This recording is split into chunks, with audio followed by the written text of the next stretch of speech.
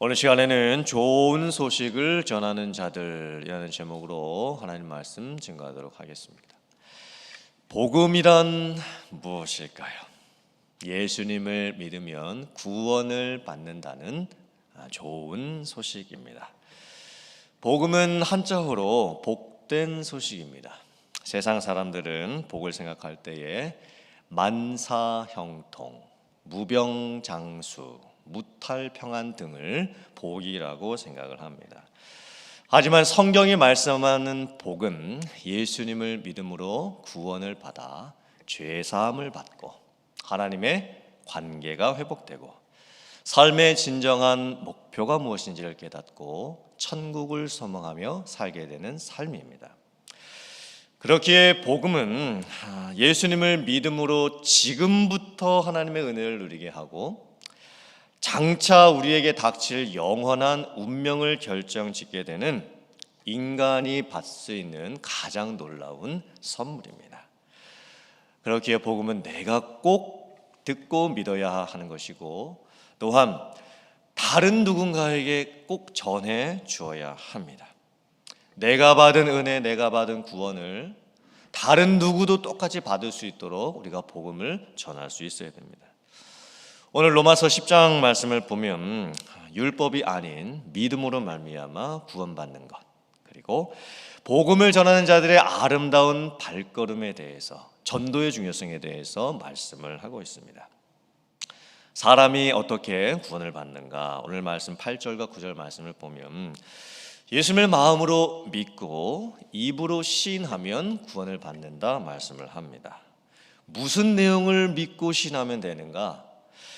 예수님께서 십자가에서 나의 죄를 위해서 대신해서 죽으셔서 내 죄를 용서하신 것과 예수님께서 부활하셔서 하나님의 아들 되신 것과 또 예수님이 나의 주가 되신 것을 고백하면 됩니다.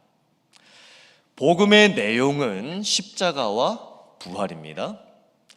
구원의 방법은 마음으로 믿고 입으로 시인하는 겁니다. 마음으로 믿고 입으로 시인만 하면 구원을 받게 된다. 이게 좀 놀라운 말씀입니다. 이 세상의 그 어떤 종교도 이렇게 쉬운 방법으로 구원을 받는다고 말씀하고 있지 않습니다.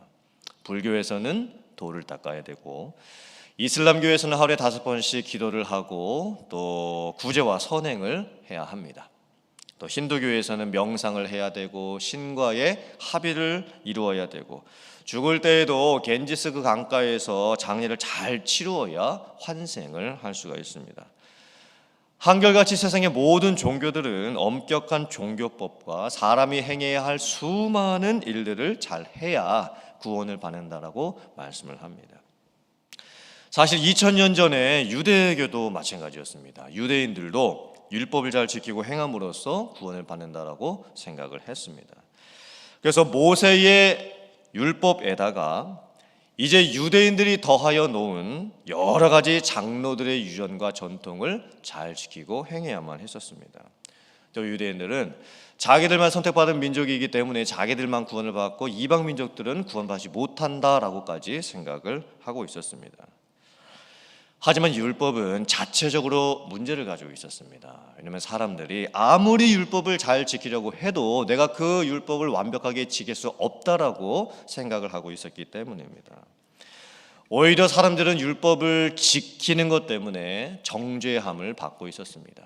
왜냐하면 그 율법을 아무리 지키려고 해도 내가 그 율법을 완벽하게 지킬 수가 없고 율법에서 하지 말라고 하는 것들은 내가 오히려 하고 있는 모습을 보기 때문입니다. 그렇기 때문에 율법을 지키려고 하는 그 시도는 사실 사람들에게 많은 실망감만을 안겨줄 뿐이었습니다.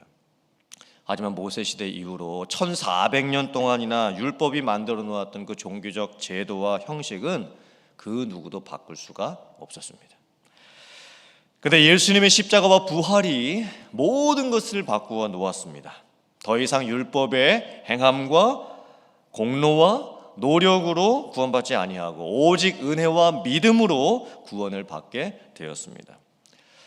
하지만 우리가 구원받음에 있어서 오해하지 말아야 될 것이 있습니다.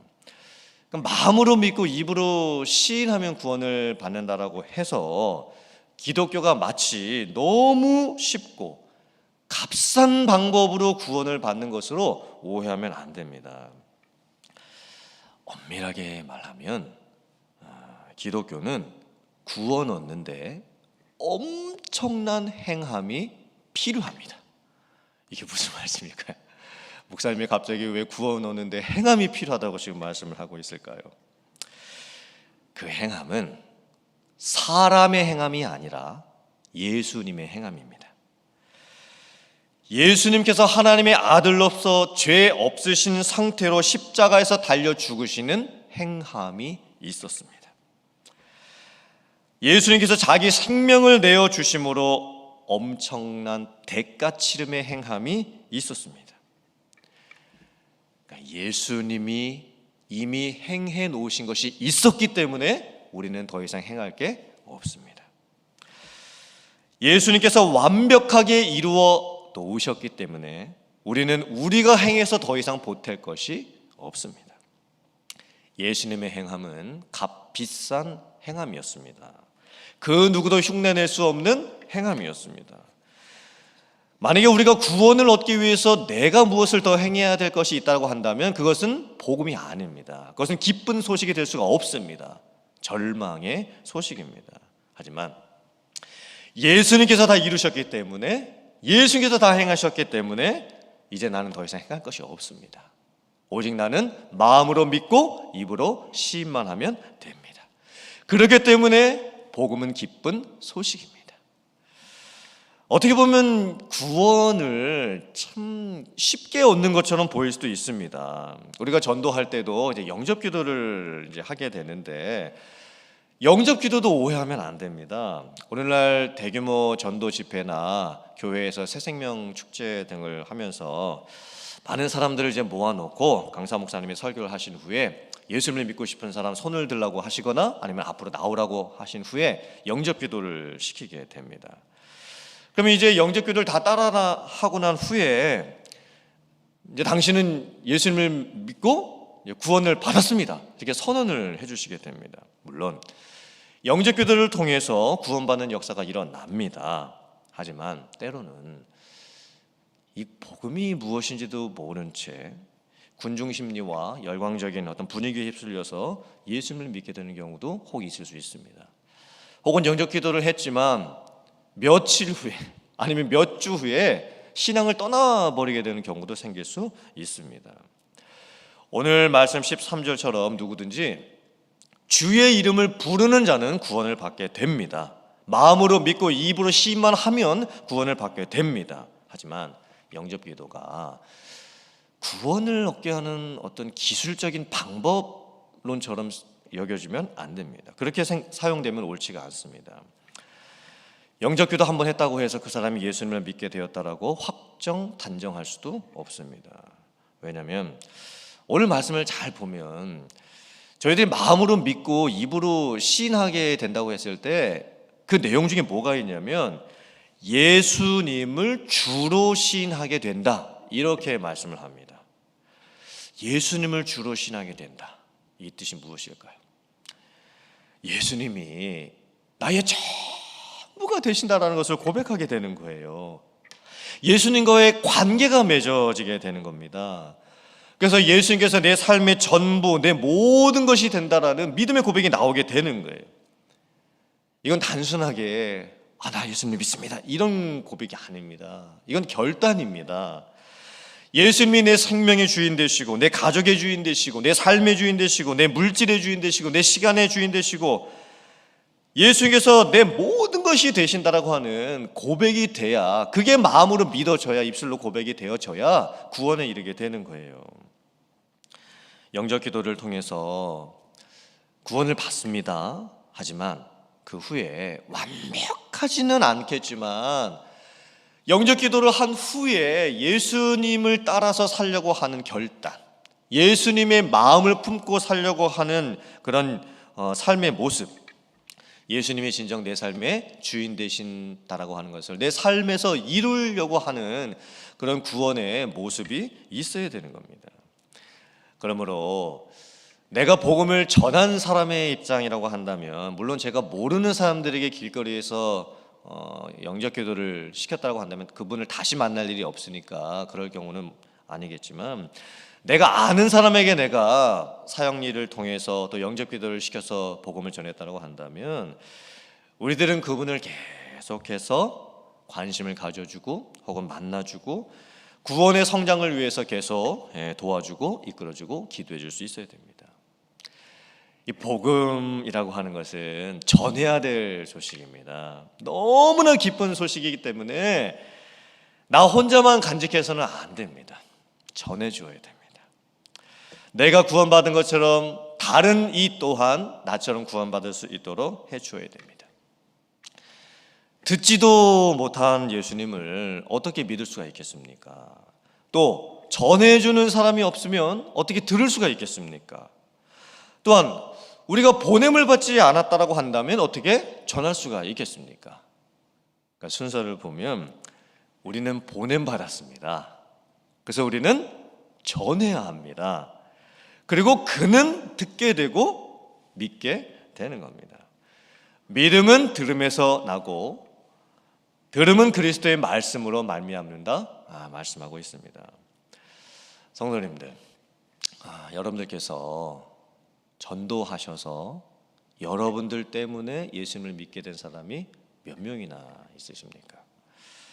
사실 저도 이 부분은 참 고민되고 부끄럽게 되는 부분입니다. 제가 목사로서 교회 안에서 많은 성도님들을 위해서 설교도 하고 신방을 하고 있지만, 제가 제 개인적인 삶 속에서 얼마나 전도를 하고 있는가, 참 목사로서도 부끄러움이 참 많이 있습니다.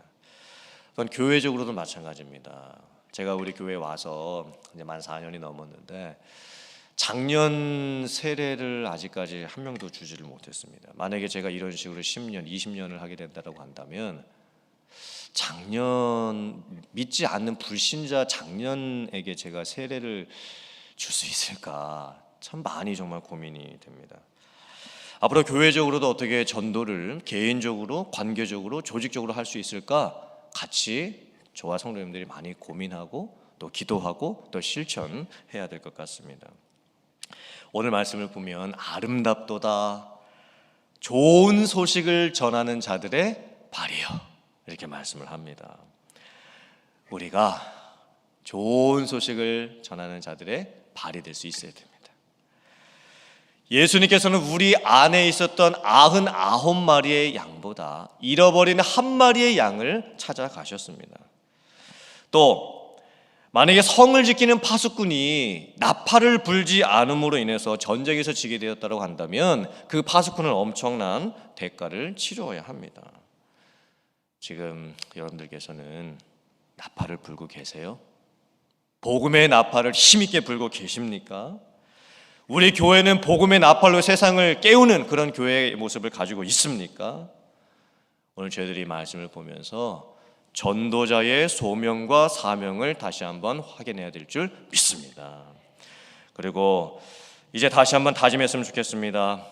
내가 듣고 내가 믿어 내가 구원받은 이 복음을 널리 증거하며 전하며 살 수 있는 여러분들 되시길 주님의 이름으로 축원합니다.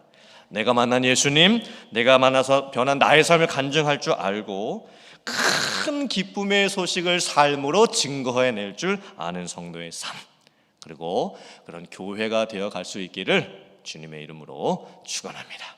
아멘.